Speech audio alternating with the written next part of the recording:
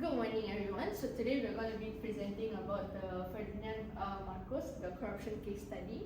So in this presentation, we'll be covering the background of the case, the forms of corruption, and the laws related to the case, its impacts, and the lessons that we learn. So I'm Ritu, that's Maxon, Shivani, and Amir. Okay, so the definition of corruption itself is the abuse of entrusted power for personal gain. So it is when individuals misuse their authorities or position to benefit themselves instead of acting in the interest of others. So corruption is considered a betrayal of trust because the leaders and officials are given responsibility that is to serve the public. So some common forms of corruption will include bribery, embezzlement, nepotism, cronyism, and extortion. So, for example, bribery is offering or accepting money, gifts, or favors in exchange for unfair advantage. So, the second one will be embezzlement, which refers to taking or misusing money or property that has been entrusted to someone else. Another one will be nepotism and cronyism, where individuals are given opportunities or benefits to family members or close associates instead of making fair decisions, so they're biased. And these forms of corruptions often happen when individuals prioritize personal interests over ethical responsibilities. Okay. So the economic and social impact of corruption itself. So corruption doesn't just affect individuals, but it also affects the economy and the society. Because from an economic perspective, corruption can cause public funds to be diverted away from important services such as healthcare and education. And it can also discourage investors because corruption creates an unstable business environment for the business owners. Socially, corruption reduces trust between citizens and government, so it can increase inequality because resources may not reach the people who need it the most. As for the background case study of Fernandez Marcos, Fernandez Marcos was the president of the Philippines from 1965 until 1986. In 1972, Marcos declared martial law, which gave him greater control over the country.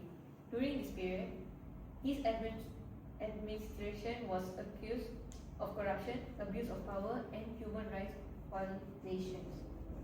Marcos and his associates were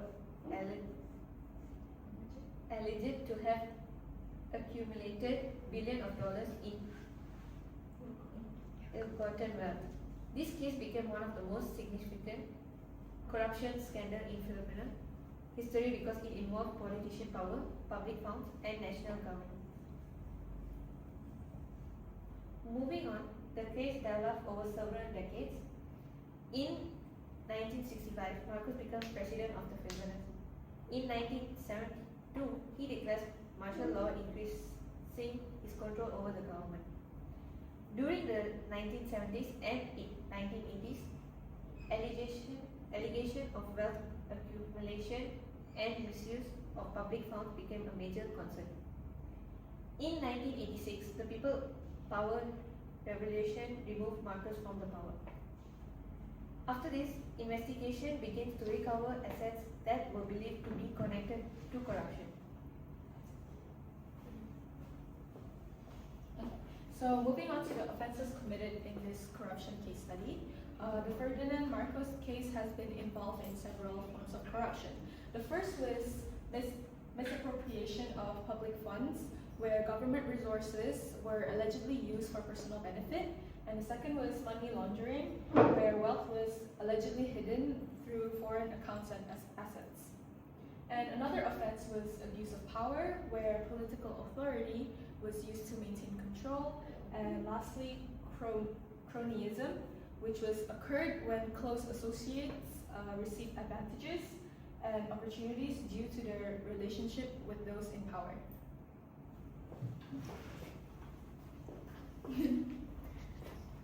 Alright, so moving on to the laws related to the case. There are several laws and international frameworks related to this case, which is the Anti-Graft and Corrupt Practices,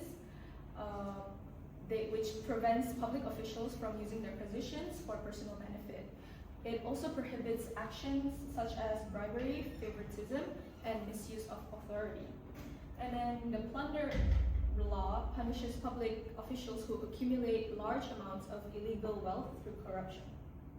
And then lastly, we have the International United Nations Convention Against Corruption, which encourages countries to promote transparency, accountability, and cooperation in fighting corruption. So next up, we'll be talking about the impacts on individuals and governments. So the corruption case had major effects on the individuals involved. Ferdinand Marcos was removed from office, faced investigations, and experienced significant damage to his reputation. Other individuals connected to the case also faced legal consequences, public criticism, loss of public confidence, and loss of trust. The case also affected the Philippine government by reducing public confidence, weakening institutions, and creating concerns about transparency and accountability. So, moving on to the impact on countryside, the Philippines itself also experienced wider consequences from this corruption case. Economically, the country faced damaged investor confidence and financial challenges linked to corruption. Socially, the case caused public anger and contributed to political instability. It also created a demand for stronger reforms and better governance systems. So, what are the solutions and how do we prevent them? To prevent